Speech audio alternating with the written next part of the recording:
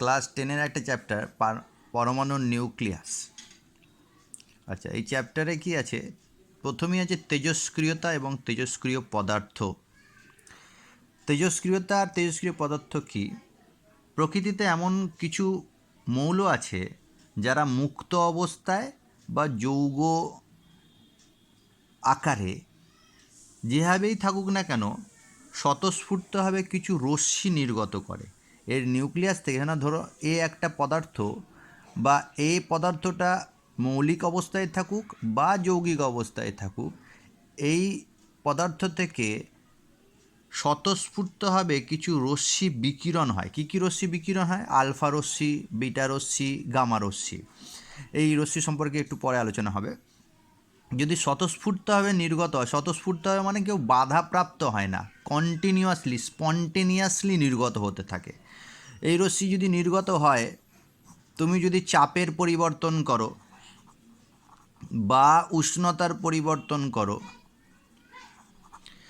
বা চৌম্বক ক্ষেত্র দিয়ে দাও, তড়িৎ ক্ষেত্র দিয়ে দাও, কোনোভাবেই এই রশ্মি নির্গত হওয়াকে বাধা দেওয়া যায় না, নির্গমনকে বাধা দেওয়া যায় না। কন্টিনিউয়াসলি স্পন্টেনিয়াসলি স্বতঃস্ফূর্ত হবে, কন্টিনিউয়াস না বলে স্পন্টেনিয়াসলি স্বতঃস্ফূর্তভাবে রশ্মি নির্গত হতে থাকবে। এই যে পদার্থের নিউক্লিয়াস থেকে আলফা, বিটা বা গামা রশ্মি নির্গত হচ্ছে, এই পদার্থটাকে বলা হয় তেজস্ক্রিয় পদার্থ। আর এই ঘটনাটাকে তেজস্ক্রিয়তা বলে। তাহলে কি বুঝলাম আমরা?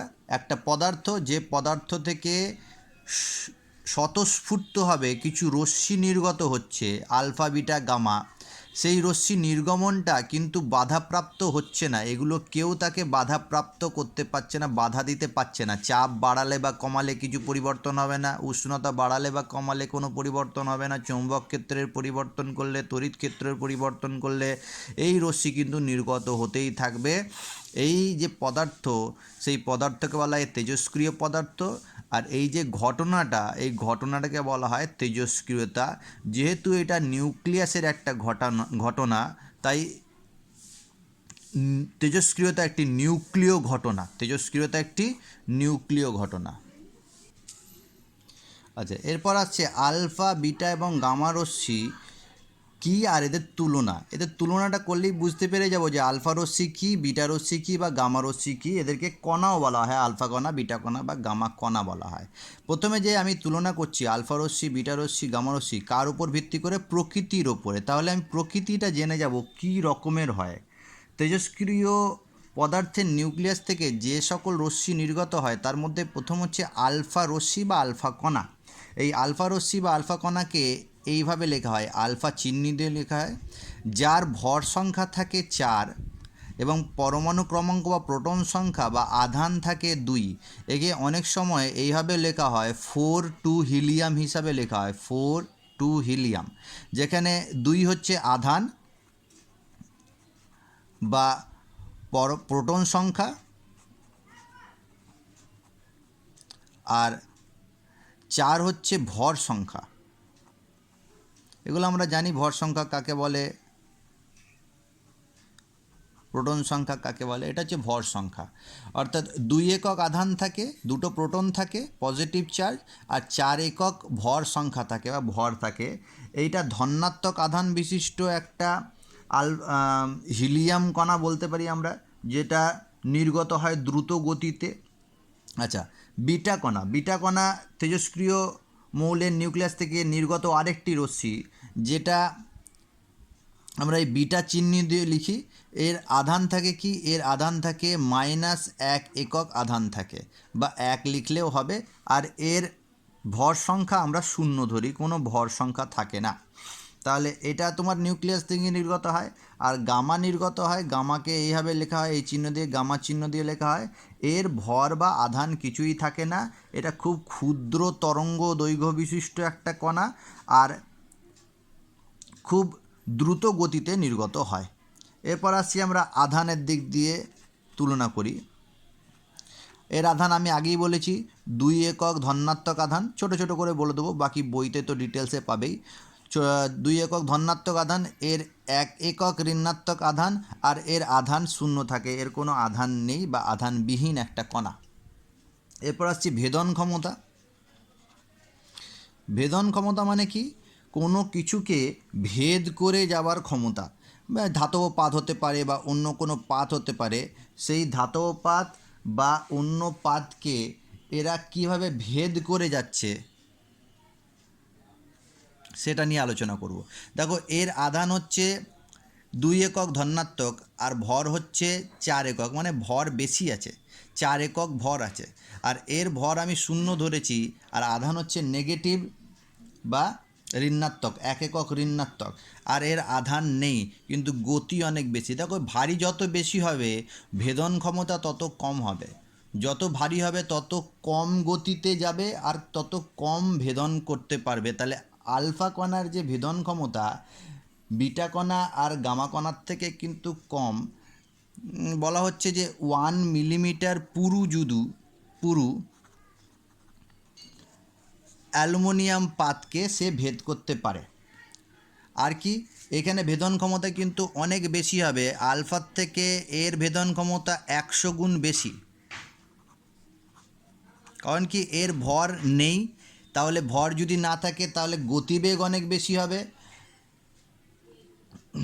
আর এর ভেদন ক্ষমতা অনেক বেশি, 100 গুণ প্রায় বেশি। আচ্ছা, গামার দেখো ভরও নেই আধানও নেই, তাহলে এর গতি কিন্তু আরও অনেক বেশি হবে। এটা আলফা রশ্মি বা বিটা রশ্মির তুলনায় এর ভেদন ক্ষমতা আরও অনেক বেশি। এইটা হবে না 0.1 মিলিমিটার পুরু অ্যালুমিনিয়াম পাতকে ভেদ করতে পারে, এটা 1 সেন্টিমিটার পুরু পাতকে ভেদ করতে পারে, এটা কিন্তু 100 সেন্টিমিটার পুরু পাতকে ভেদ করতে পারে। তাহলে এর ভেদন ক্ষমতা অনেক বেশি হয়ে যাচ্ছে। এরপর আসছি ভর। ভর একটু আগেও বলেছি, আবার বলে দিই। ভর এর হচ্ছে 4 একক ভর আছে, 4 একক ভর। এর ভরকে ধরা হয় প্রায় নগণ্য, বলেছি শূন্য বলতে পারি না, নগণ্য, খুব কম পরিমাণে। প্রায় ধরে নাও একটা ইলেকট্রনের যে ভর, ইলেকট্রনের ভরের সাথে সমান।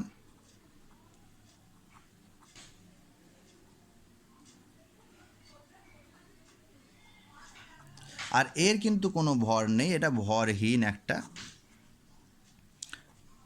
রশ্মি বা কণা। তাহলে যদি মান বলি তাহলে 4 একক প্রোটনের ভর যেটা হচ্ছে, বা 4 একক ভর বা নিউটন প্রোটন নিয়ে তার মান যদি বলি, মানটা মুখস্থ রাখতে পারো, 6.642 ইন্টু 10⁻⁻24 গ্রাম। আর এর ভর ইলেকট্রনের ভরের সাথে সমান, যেটা হচ্ছে 1.9 ইন্টু 10⁻28 গ্রাম। আর এর তো কোনো ভর নেই, জিরো হয়ে যাচ্ছে। এরপর আসছি আয়নায়ন ক্ষমতা। আয়নায়ন ক্ষমতা মানে কি? যে কোনো গ্যাসকে এ আয়নিত করতে পারবে, আলফা আয়নিত করতে পারবে, বিটা আয়নিত করতে পারবে, আর কতটা গামা আয়নিত করতে পারবে। দেখো, যেহেতু ধনাত্মক আধান আছে, 2 একক ধনাত্মক আধান আছে, তাই এ আলফা কণা যদি কোনো গ্যাসের মধ্যে দিয়ে যায় তাহলে সেই গ্যাসকে আধানযুক্ত বা আয়নিত করে দেবে, চার্জড করে দেবে। আবার বিটা কণাও পারবে, কারণ বিটারও 1 একক ঋণাত্মক আধান আছে, তাহলে বিটাও তোমার চার্জড করে দেবে, আধানযুক্ত করে দেবে, আয়নিত করে দেবে। কিন্তু গামা আয়নিত করতে পারবে না, কারণ গামার কোনো আধান নেই, আয়নিত করতে পারে না। এ সবচেয়ে বেশি আয়নিত করবে, বেশি আয়নিত করবে করে, তুলনামূলক একটু কম আয়নিত করে। আর এ কিন্তু গামা কিন্তু আয়নিত করতে পারবে না, কারণ গামার কোনো আধান নেই। তাহলে যেহেতু 2 একক ধনাত্মক আধান সবথেকে বেশি গ্যাসকে আয়নিত করতে পারবে, আলফা কণা আয়নন ক্ষমতা বিটা এবং গামার তুলনায় বেশি, আর বিটার আয়নন ক্ষমতা গামার তুলনায় বেশি, কিন্তু আলফা কণার তুলনায় কম। আর গামার আয়নিত কণা আয়নিত করার কোনো ক্ষমতাই নেই। এবার কিছু তেজস্ক্রিয় পদার্থের উদাহরণ দেওয়া যাক। এখানে বইতে তুমি অনেকগুলো তেজস্ক্রিয় পদার্থের উদাহরণ পাবে, তার মধ্যে দু একটা তেজস্ক্রিয় মৌলের উদাহরণ দিয়ে দিচ্ছি আমি। পোলোনিয়াম একটা তেজস্ক্রিয় পদার্থ, পোলোনিয়াম। কিছু তেজস্ক্রিয় পদার্থের উদাহরণের মধ্যে প্রথমে বললাম পোলোনিয়াম, PA দিয়ে চিহ্নিত করা হয়। এছাড়া আছে radium, RA, uranium, radon, RN। এছাড়া আরও অনেক তেজস্ক্রিয় পদার্থ আছে, যেমন অ্যাক্টিনিয়াম হতে পারে, টাইটেনিয়াম হতে পারে, ফ্রান্সিয়াম হতে পারে। এই সকল পদার্থ হচ্ছে তেজস্ক্রিয় পদার্থ। দু একটা উদাহরণ মনে রাখলেই হবে। যদি চায় যে তেজস্ক্রিয় পদার্থের উদাহরণ দাও তাহলে দিয়ে দেবে। মৌলের নিউক্লিয়াস থেকে, খুব ইম্পর্টেন্ট কিন্তু এই টপিকটা, মৌলের নিউক্লিয়াস থেকে আলফা, বিটা বা গামা রশ্মি যদি নির্গমন হয়, আলফা আমি দেখাবো আলফা বেরোলে কী হবে, বিটা বেরোলে কী হবে, গামা বেরোলে কী হবে, তাহলে কি পরিবর্তন হবে মৌলের সেটা বলছি। প্রথমে আসছে আলফা রশ্মি নির্গত যদি হয়, আলফাকে আমি বলেছি 4,2 আলফা এরকম লিখতে পারি, বা 4,2 হিলিয়াম বলেও লিখতে পারি। হিলিয়ামের 4,2 হিলিয়ামকে আলফা বলা হয়। তাহলে ধরে রাখো একটা তেজস্ক্রিয় পদার্থ এক্স, যার ভর সংখ্যা হচ্ছে এ আর প্রোটন সংখ্যা বা পরমাণু ক্রমাঙ্ক হচ্ছে জেড। এখান থেকে যদি আলফা রশ্মি নির্গত হয় তাহলে কি পাবো আমরা? এখানে আমি ধরলাম যে ওয়াই একটা মৌল পেলাম। কেন ওয়াই লিখলাম, এক্স লিখলাম না, একটু পরেই বলছি। যখনই জেড আর এক্স থেকে জেড একটা তেজস্ক্রিয় পদার্থ থেকে আলফা বেরোচ্ছে মানে কি, 4 একক ভর এবং 2 একক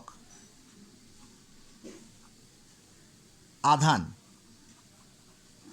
কমে যাবে। যে নতুন মৌলটা তৈরি হবে তার 4 একক ভর কমে যাবে আর 2 একক আধান বা প্রোটন সংখ্যা 2 একক কমে যাবে। তাহলে প্রোটন সংখ্যা যদি 2 একক কমে যায়, সেই পদার্থটা কিন্তু আর এক্স হবে না, অন্য হবে। কারণ প্রত্যেকটা পদার্থের প্রোটন সংখ্যা একটা নির্দিষ্ট আছে। যেমন হাইড্রোজেনের প্রোটন সংখ্যা 1, হিলিয়ামের 2, তারপরে লিথিয়ামের 3। যেহেতু প্রোটন সংখ্যা পরিবর্তিত হবে তাহলে মৌলটার কিন্তু সংকেত পরিবর্তিত হয়ে যাবে। সেই জন্য এক্সের জায়গায় আমরা ওয়াই লিখেছি। আচ্ছা, ভর সংখ্যা কত একক কমবে? এ থেকে 4 একক কমে যাবে। যেহেতু এর মানটা জানি না তাই A-4 লিখলাম। আর প্রোটন সংখ্যা কত কমে যাবে? জেড থেকে 2 একক কমে যাবে, Z-2। তাহলে 2 একক ভর সংখ্যা কমলো 4 একক আর প্রোটন সংখ্যা কমলো 2 একক। এবার আমরা এই যে আলফা, এসে আলফা কোণাটাকে আমি এখানে পাশে লিখতে পারি। আলফা কত একক? যেমন আমরা 4 একক ভর আর 2 একক আধান বলে লিখেছি, আলফাও লিখতে পারি বা হিলিয়াম 4,2 হিলিয়াম লিখতে পারি। তাহলে এরকম হয়ে যাচ্ছে। একটা উদাহরণ দিয়ে দেখি তাহলে আমরা। ধরে রাখো একটা তেজস্ক্রিয় পদার্থ রেডিয়াম। সেই রেডিয়ামের ভর সংখ্যা কত? 226 আর প্রোটন সংখ্যা হচ্ছে 88। এই রেডিয়াম থেকে যদি আলফা কণা বেরিয়ে যায় তাহলে কি হবে? যে মৌলটা পাবো সেটা কী হবো? এখান থেকে 4 একক কমবে। তাহলে 226 থেকে 4 বাদ দিলে কত হয়? 222 হয়ে গেল। আর প্রোটন সংখ্যা কত কমবে? 2 একক কমবে। তাহলে 88 থেকে যদি 2 কমে যায় তাহলে কত? 86, 86। এই 86 পরমাণু ক্রমাঙ্ক কোন মৌলের আছে? যেহেতু তোমাদের পুরো পিরিয়ডিক টেবিলটা মুখস্থ নেই, তাহলে এখন এই মৌলটাকে লিখতে পারবে না। এটা হচ্ছে 86 হচ্ছে রেডনের পরমাণু ক্রমাঙ্ক। তাহলে রেডন তৈরি হবে, যার ভর সংখ্যা 4 একক কম থাকবে আর প্রোটন সংখ্যা 2 একক কম থাকবে। তাহলে আলফা কণা নির্গত হয়েছে, বা 4,2 হিলিয়াম আমরা লিখতে পারি। তাহলে আমাদের ক্লিয়ার হয়ে গেলে এরকম যদি কোনো যৌগ দেয় যে যৌগ থেকে একটা আলফা বেরিয়ে গেলে কি তৈরি হবে। দেখো এখানে কি কি পরিবর্তন হচ্ছে? 3টে জিনিস পরিবর্তন হচ্ছে। এক, কি কি পরিবর্তন হচ্ছে? ভর সংখ্যার পরিবর্তন হচ্ছে। 2, প্রোটন সংখ্যার পরিবর্তন হচ্ছে। আর 3, মৌলটার পরিবর্তন হয়ে যাচ্ছে। মৌলটা কিন্তু পুরোপুরি আলাদা একটা মৌল আমরা পাচ্ছি। তাহলে কোনো মৌল থেকে, তেজস্ক্রিয় পদার্থ থেকে বা তেজস্ক্রিয় মৌল থেকে একটি আলফা কণা নির্গত হলে কি কি পরিবর্তন হয়? তার ভর সংখ্যা পরিবর্তন হয়, প্রোটন সংখ্যা পরিবর্তন হয় এবং নতুন একটা মৌল আমরা পাই। নতুন একটা মৌল আমরা পেয়ে যাই। তাহলে ক্লিয়ার হয়ে গেল আমাদের। আচ্ছা, এখন আসছি কি বিটা কণা বা বিটা রশ্মি যদি নির্গত হয়। বিটাকে আমরা বিটা দিয়ে লিখতে পারি বা -1 লিখতে পারি, মাথায় আধানটা 0। এখন যদি বিটা রশ্মি নির্গত হয় কোনো মৌল থেকে, মানে এক্স একটা মৌল, সেই মৌল থেকে যদি তেজস্ক্রিয় মৌল, এখান থেকে বিটা যদি বের হয়, তাহলে বিটা বেরোনো মানে কি মনে রাখবে যে এক একক প্রোটন বৃদ্ধি পায়, কিন্তু ভর সংখ্যার কোনো পরিবর্তন হবে না। কিন্তু ভর সংখ্যার কোনো পরিবর্তন হয় না। তাহলে বিটা বেড়ে যাওয়া মানে প্রোটন, এক একক প্রোটন বেড়ে যাবে, প্রোটন বৃদ্ধি পাবে। কেন প্রোটন বৃদ্ধি পাবে? যেহেতু দেখো বিটা বেরিয়ে যাচ্ছে, বিটা মানে নেগেটিভলি চার্জড একটা কণা, তাহলে নিউক্লিয়াস থেকে যদি নেগেটিভলি চার্জ একটা কণা বেরিয়ে যায়, তাহলে একটা পজিটিভ চার্জ বেশি আমরা বলতে পারি। তাহলে কি হবে, যে মৌলটা হবে না, আমি ওয়াই একটা মৌল লিখলাম, তাহলে আগে যে প্রোটনটা ছিল সেই প্রোটনের তুলনায় একটা প্রোটন বেড়ে গেল, +1 হয়ে গেল। আচ্ছা, প্রোটন যদি বেড়ে যায় তাহলে সেই মৌলটা আলাদা হয়ে যাবে, সেই জন্য আমি এখানে ওয়াই লিখেছি, এক্স লিখিনি, বা এটা আমি ভি বা কিউ বা জেড যে কোনো একটা জিনিস লিখতে পারতাম। মানে বোঝাতে চাইছি যে এই মৌলটা যেটা তৈরি হলো আর এই আগের যে মৌলটা, সেই দুটো মৌল কিন্তু ভিন্ন, আলাদা। আচ্ছা, ভর সংখ্যার কী পরিবর্তন হয়? ভর সংখ্যার কিন্তু কোনো পরিবর্তন হবে না, যেহেতু প্রোটন বেড়ে গেছে তাই মৌলটা আমি আলাদা সংকেত লিখলাম, কিন্তু বিটা কণা নির্গত, যেহেতু ভরের দেখো ভর 0, তাই ভরের কোনো পরিবর্তন হয় না। শুধু একটা নেগেটিভ কণা বা আধান বেরিয়ে গেলে, যেহেতু নেগেটিভলি চার্জ একটা জিনিস বেরিয়ে যাচ্ছে, তাহলে প্রোটন সংখ্যা বা জেড এক একক বৃদ্ধি পেয়ে যাবে। আর কি থাকবে? আমরা বিটা লিখতে পারি বা ব্র্যাকেটে লিখতে পারি E0-1 ইলেকট্রন। তাহলে এখানে কি কি পরিবর্তন হচ্ছে? এইখানে দেখো দুটো জিনিস পরিবর্তন হচ্ছে। এক হচ্ছে প্রোটন সংখ্যা পরিবর্তন হচ্ছে, বেড়ে যাচ্ছে। আর কি? মৌলটার পরিবর্তন হচ্ছে, নতুন একটা মৌল আমরা পাচ্ছি, নতুন মৌল। আর কিন্তু ভর সংখ্যা একই থাকছে, তাই আমি এখানে লিখছি না, এখানে দুটো জিনিসের পরিবর্তন হচ্ছে। যেমন উদাহরণ দিয়ে আমি বলতে পারি, একটা উদাহরণ নিলাম না, থোরিয়াম, TH। থোরিয়ামের ভর সংখ্যা হচ্ছে 234, একটা করে উদাহরণ অবশ্যই মনে রাখবে। আর প্রোটন সংখ্যা হচ্ছে 90। এখান থেকে যদি একটা বিটা বেরিয়ে যায়, বিটা কণা বেরিয়ে গেলে কী হবে? মানে আমি অন্য একটা মৌল পেলাম যার ভর সংখ্যা কত হবে? ভর সংখ্যা একই থাকবে, 234ই থাকবে, কিন্তু প্রোটন সংখ্যা কী হবে? এক একক বেড়ে যাবে, তাহলে 91 হয়ে গেল, 91। এখন 91 কিন্তু প্রোটন সংখ্যা থোরিয়ামের নয়, থোরিয়ামের 90। এইটা কার প্রোটন সংখ্যা? এটা হচ্ছে প্রোটেক্টেনিয়াম, PA, এর কিন্তু পরমাণু ক্রমাঙ্ক হচ্ছে 91। তাহলে এটা মুখস্থ তোমাকে রাখতে হবে, যেহেতু তুমি পুরো পিরিয়ডিক টেবিলটা মুখস্থ রাখতে পারবে না, একটা মৌল মুখস্থ রাখতেই পারি আমরা। তাহলে এর আধান হয়ে গেল বিটা বা আমি লিখে দিলাম E0-1। তাহলে হয়ে গেল বিটা গেলে কী হবে? বিটা বেরোলে একটা প্রোটন শুধু বৃদ্ধি পেয়ে যাবে, পরমাণু ক্রমাঙ্ক 1 একক বৃদ্ধি পেয়ে যাবে। আলফা বেরোলে 2 একক পরমাণু ক্রমাঙ্ক হ্রাস পায়, এইখানে বিটা বেরোলে 1 একক পরমাণু ক্রমাঙ্ক বৃদ্ধি পায়, নতুন একটা মৌল সৃষ্টি হয়। এবার আসছি গামা রশ্মি যদি নির্গত হয়। মনে রাখবে, গামা রশ্মির যেহেতু কোনো ভরও নেই আর কোনো আধানে নেই, তাহলে গামা রশ্মি যদি নির্গত হয় তাহলে কোনো পদার্থের কোনো পরিবর্তন হবে না। আচ্ছা, কোনো পরিবর্তন হবে না এই বলাটা কি ঠিক হবে? যদি কোনো পদার্থ থেকে গামা রশ্মি নির্গত হয়, তাহলে যে পদার্থটা পাবো বা যে মৌলটা পাবো, আর যদি গামা রশ্মি থাকে তাহলে যে মৌলটা পাবো সেটা নিশ্চয়ই ভর বা প্রোটন সংখ্যা না পরিবর্তন হলে কিছু তো পরিবর্তন হবে। দেখা গেছে যদি কোনো পদার্থ থেকে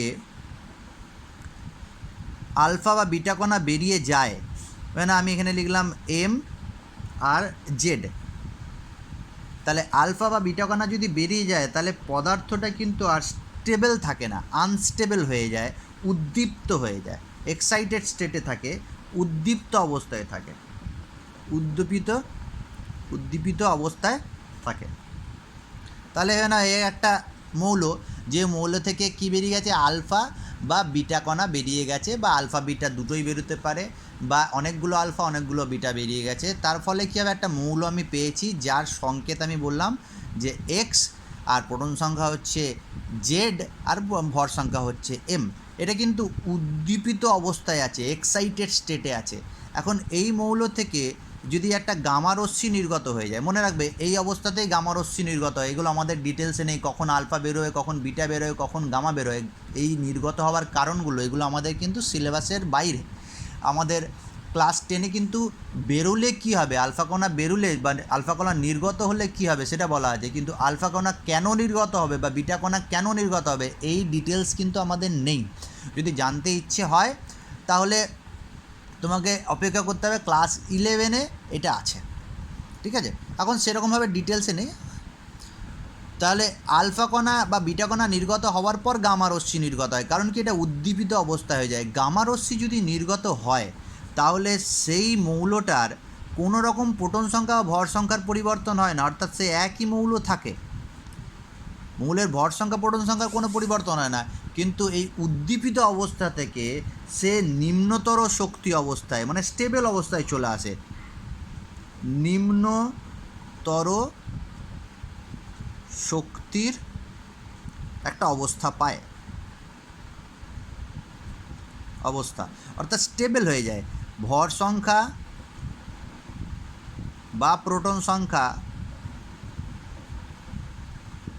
সংখ্যার কোনো পরিবর্তন হয় না, ঠিক আছে? মনে থাকবে, ভর সংখ্যা প্রোটন সংখ্যা কোনো পরিবর্তন হয় না, শুধু এক্সাইটেড স্টেট থেকে স্টেবল স্টেটে বা নিম্নতর শক্তি স্তরে চলে আসে। আর এখান থেকে কি নির্গত হয়, গামা রশ্মি নির্গত হয়। সেই গামা রশ্মিটা অনেক সময় বইতে এইভাবেও লেখা হবে এইচ নিউ মানে কি, একটা ফোটনের শক্তি। গামা রশ্মি যদি ফোটনের আকারে বেরোয়, গামা রশ্মি ফোটন কাকে বলে আমরা জানি কি? ফোটন হচ্ছে সূর্য থেকে যে রশ্মিটা আমরা পাই সেই রশ্মির যে একক তাকে বলা হয় ফোটন বা ফোটন কণা বা ফোটন রশ্মি। তাহলে গামা রশ্মি নির্গত বা এইচ নিউ, যেটা ফোটনের একটা শক্তি বা ফোটন রশ্মি বলতে পারি, ফোটন কণা বেরিয়ে চলে আসে। তাহলে আলফা বেরুলে কী হয়, গামা বেরুলে কী হয়, আর বিটা বেরুলে কী হয় আমরা জেনে গেলাম। আচ্ছা, এবার আসছি তেজস্ক্রিয় পদার্থের ব্যবহার। তেজস্ক্রিয়তার ব্যবহার বা তেজস্ক্রিয় পদার্থের ব্যবহার দিলে এটাই লিখবে, এটা তুমি কিন্তু বই থেকে পড়ে নেবে। বিশেষ করে তেজস্ক্রিয় পদার্থ চিকিৎসা ক্ষেত্রে অনেক বেশি ব্যবহৃত হয়। আমরা এখন জানি অনেক রকম চিকিৎসা আছে, বিশেষ করে ক্যান্সার রোগের জন্য আমরা তেজস্ক্রিয় পদার্থ বা তেজস্ক্রিয় রেডিয়েশন নিয়ে থাকি, সেইগুলো খুব ভালো করে পড়ে নেবে, একটু বই থেকেই পড়বে, এটা আমি একটু বেশি বলছি না। যেমন তোমার তেজস্ক্রিয় পদার্থ রক্তে যদি ক্যান্সার হয় বা মস্তিষ্কের টিউমার হয় তাহলে ফসফরাস 32 এই তেজস্ক্রিয় পদার্থটা খুব কাজে লাগে আমাদের চিকিৎসার ক্ষেত্রে। আবার থাইরয়েড গ্রন্থিতে যদি কোনো রকম কিছু গণ্ডগোল হয়, থাইরয়েডের চিকিৎসার জন্য আমরা আয়োডিন ব্যবহার করে থাকি, আয়োডিন 131, এগুলো কিন্তু প্রোটন সংখ্যা, ভর সংখ্যা। তাহলে ফসফরাস 32 ক্যান্সার রোগের চিকিৎসায় ব্যবহার করা হয়, আয়োডিন 131 এগুলো ভর সংখ্যা সব, এগুলো ব্যবহার করে থাকি আমরা। এছাড়া আরও অনেক কিছু জিনিস ব্যবহার আছে, শক্তি উৎপাদনের ক্ষেত্রে ব্যবহার আছে, তেজস্ক্রিয় সূচক হিসাবে ব্যবহার করা হয়। বই থেকে তোমরা একটু পড়ে নেবে, এটা আমি আর ডিটেলসে বলছি না। কোশ্চেন দেখবে আমি দিয়েছি, আগেই কোশ্চেনগুলো জেরক্স দিয়ে দিয়েছি, সেটা আবার শেষে আমি এখানে ইউটিউবেও দিয়ে দিচ্ছি। একটা কোশ্চেন আছে, দেখবে কোশ্চেন নাম্বার 9। কোশ্চেন নাম্বার 9-এ কী আছে, এক্স একটা মৌল, তেজস্ক্রিয় মৌল যার ভর সংখ্যা এ আর প্রোটন সংখ্যা 92, সেখান থেকে একটা আলফা কণা বেরিয়েছে। আলফা কণা বেরোয়ার পর কি তৈরি হয়েছে, ওয়াই, যার ভর সংখ্যা নিশ্চয়ই কমে যাবে, ভর সংখ্যাটা দিয়ে দিয়েছে, আর কি তৈরি হয়েছে, জেড তৈরি হয়েছে, আলফা কণা নির্গত হয়েছে। কোশ্চেন হয়েছে যে এ সমান কত আর জেড সমান কত, এই দুটো কোশ্চেন করা আছে, খুব সহজেই আমরা বের করে নিতে পারবো। দেখো, যেহেতু প্রোটন সংখ্যা 92 ছিল, সেখান থেকে জেড হয়েছে, আর ভর সংখ্যা ছিল এ, সেখান থেকে হয়েছে 228। তাহলে আলফা যদি নির্গত হয়, আমরা জানি আলফা মানে কি, আলফা বা 42 হিলিয়াম, সেই 42 হিলিয়াম যদি হয় তাহলে ভর কত কমবে, ভর 4 একক হ্রাস পাবে, আর প্রোটন সংখ্যা 2 একক হ্রাস পাবে।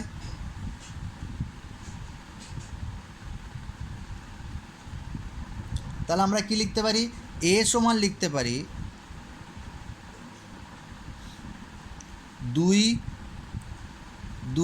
8 প্লাস 4, বা এটাও লিখতে পারতাম যে a মাইনাস 4 সমান 2 2 8। এটা বুঝতে পারছি। এ থেকে 4 একক যদি প্রোটন ভর সংখ্যা কমে যায় তাহলে এটা পাবো, বা আমরা এটা লিখতে পারি বা দিয়ে। তাহলে এটা সমান কত হয়ে গেল? এটা সমান হয়ে গেল 232। আবার কি লিখতে পারি? জেড 2 একক কমবে, আমরা লিখতে পারি জেড প্লাস 2 সমান 92, বা কি লিখতে পারতাম আমরা? জেড সমান 92 মাইনাস 2, তাহলে কি হয়ে যাবে? 90। তাহলে জেড কত? জেড হয়ে গেল 90, আর ভর সংখ্যা হয়ে গেল কত? 232। আশা করি বুঝতে পারবে, একবার ভালো করে শুনলেই বা ভালো করে দেখলেই বুঝতে পেরে যাবে। আচ্ছা, এরপর আর একটা টপিক আসছে নিউক্লিয় শক্তি বা নিউক্লিয়ার এনার্জি বলে। এই নিউক্লিয় শক্তি বা নিউক্লিয়ার এনার্জিতে প্রথমে যেটা আছে সেটা হচ্ছে ভর ত্রুটি বা ভর বিচ্যুতি, ইংলিশে যাকে বলা হয় মাস ডিফেক্ট। এটা অনেকেই বুঝতে পারে না, এই বল কমপ্লেন করে সে বোঝা যায় না। এটা একটু ভালো করে শুনবে, মন দিয়ে শুনবে, মাস ডিফেক্ট কাকে বলা হয়। এবার আমরা জানি নিউক্লিয়াসে কি থাকে।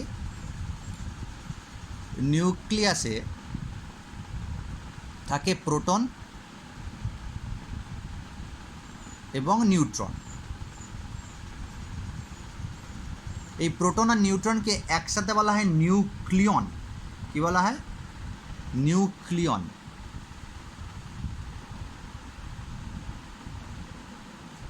দন্তন্য, নিউক্লিয়ন বলা হয়।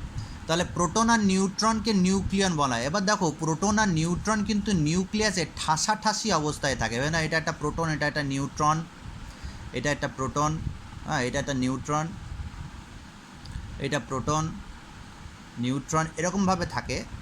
প্রোটন এইভাবে থাকে, ঠাসাঠাসি অবস্থায় থাকে।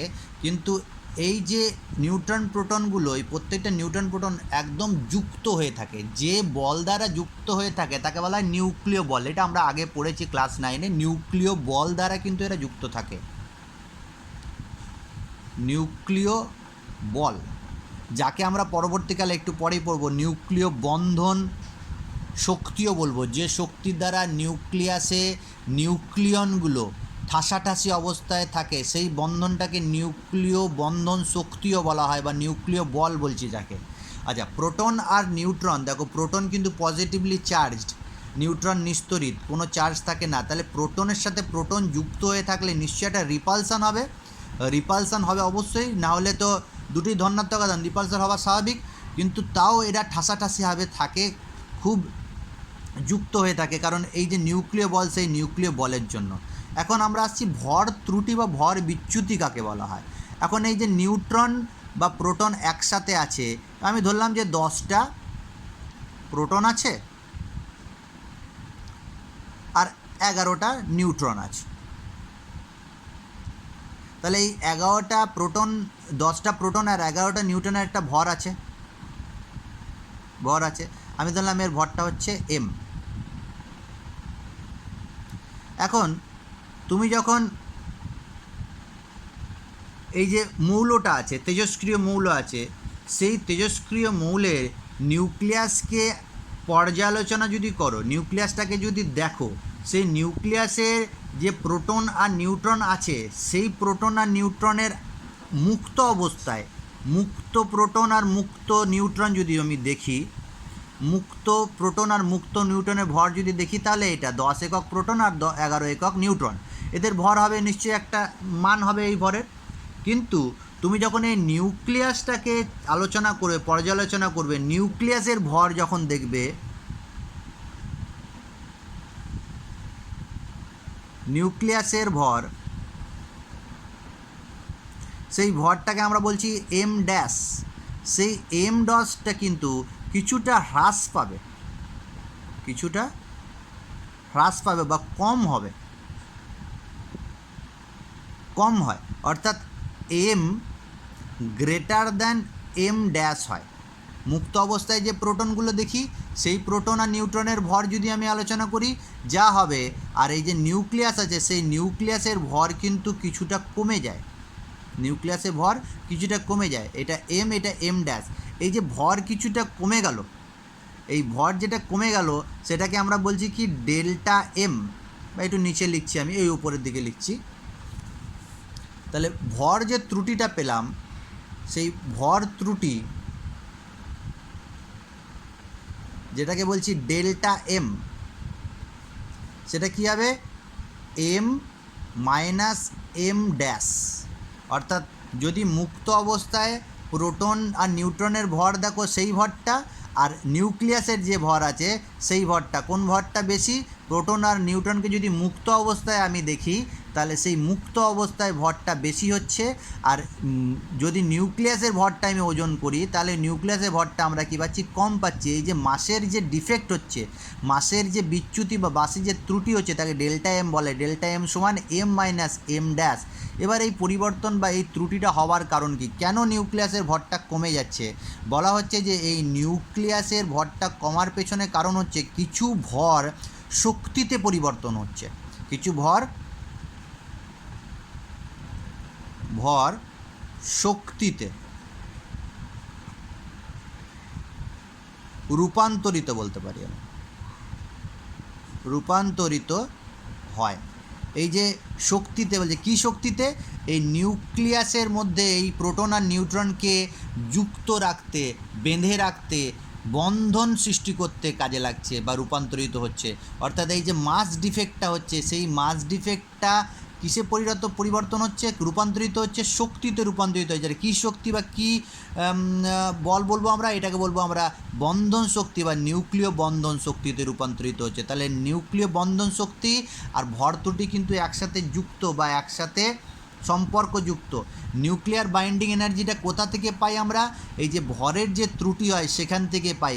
সেটা কোন ফর্মুলা থেকে পাই? যে শক্তিটা পাবো যদি অল্প পরিমাণে ভরকে নষ্ট করি বা রূপান্তরিত করি, নষ্ট না বলে রূপান্তরিত করি, সেই রূপান্তরটা আমরা আইনস্টাইনের E = mc² থেকে পাবো।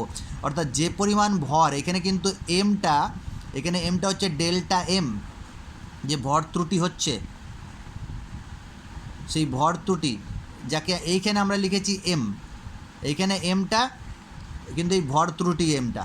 তাহলে এই যে অল্প পরিমাণে যে ভরের ত্রুটি হচ্ছে, যে ভরটা নষ্ট হয়ে যাচ্ছে বা রূপান্তরিত হচ্ছে, কতটা শক্তি পাবো আমরা? ই পরিমাণ শক্তি পাবো যদি এম পরিমাণ ভর রূপান্তরিত হয় বা নষ্ট হয়। সেটা সিটা কি? সিটা হচ্ছে আলোর বেগ,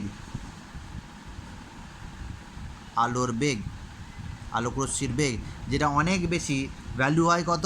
3.0 × 10⁻10 সেন্টিমিটার, অনেক বেশি।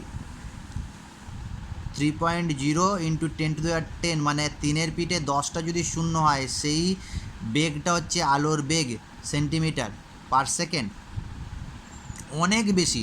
তার মানে তুমি যদি 0.00001 এই ভরটাও নষ্ট করো বা এই ভরটাও যদি রূপান্তর করি আমরা ভর, তাহলে সেটাকে গুণ করব কত দিয়ে? আমরা সেটাকে গুণ করব 10⁻3 × 10⁻3। তাহলে কী হবে? ই পরিমাণ বা শক্তি কতটা বেরোবে? 0.12345 12345 1 × 3 × 10⁻10। তাহলে এই মানটা কতটা বেশি হবে তুমি বুঝতেই পারছো, অনেকটা বেশি শক্তি পাবে তুমি। তাহলে ভর ত্রুটি কি? যে নিউট্রন আর প্রোটনের যে অ্যাকচুয়াল ভর, মুক্ত অবস্থায় যে ভর, সেইটার তুলনায় নিউক্লিয়াসের ভর, নিউক্লিয়াসে প্রোটন আর নিউট্রনই থাকে, নিউক্লিয়াসের ভর কিছুটা কমে যায়, হ্রাস পেয়ে যায়। যে পরিমাণ হ্রাস পেয়ে যায় তাকে ডেল্টা এম বা ভর ত্রুটি বলা হয়, এম মাইনাস এম ড্যাশ। আর এই এম ড্যাশ কেন কমে যাচ্ছে? কারণ এই যে ভরটা আছে সেই ভরটা শক্তিতে রূপান্তরিত হচ্ছে, বন্ধন শক্তিতে, নিউক্লিয়াসের মধ্যে তাদেরকে বেঁধে রাখতে বা বাইন্ড করে রাখতে এই শক্তিতে রূপান্তরিত হচ্ছে। একে বলছি আমরা বন্ধন শক্তি বা নিউক্লিয় বন্ধন শক্তি। সেই বন্ধন শক্তিটা কতটা হতে পারে? যদি খুব অল্প পরিমাণে ভর আমাদের ত্রুটি ঘটে, তাহলে সেই ভরের সাথে আমরা যদি আলোর গতিবেগ, এখানে স্কোয়ার আছে, আবার আলোর গতিবেগের স্কোয়ার, সেই স্কোয়ারের সাথে গুণ করলে যে ভরটা পাবো, যেটা আমরা ইমাজিনও করতে পারি না। পরবর্তীকালে আমরা আর পড়ব যে এই যে শক্তিটা আসছে, সেই শক্তিটা যদি অল্প পরিমাণে ভরকে আমরা নষ্ট করি বা রূপান্তর করতে পারি তাহলে কতটা শক্তি হবে, তারই একটা ব্যবহারিক প্রয়োগ হচ্ছে আণবিক বা পারমাণবিক বোমা, এইটা নিয়ে আলোচনা হবে নেক্সট ক্লাসে। এখান পর্যন্তই থাকবে, আশা করি কোনো রকম কোশ্চেন থাকবে না। যদি থাকে তাহলে আমাকে পরে ফোন করে জানবেন।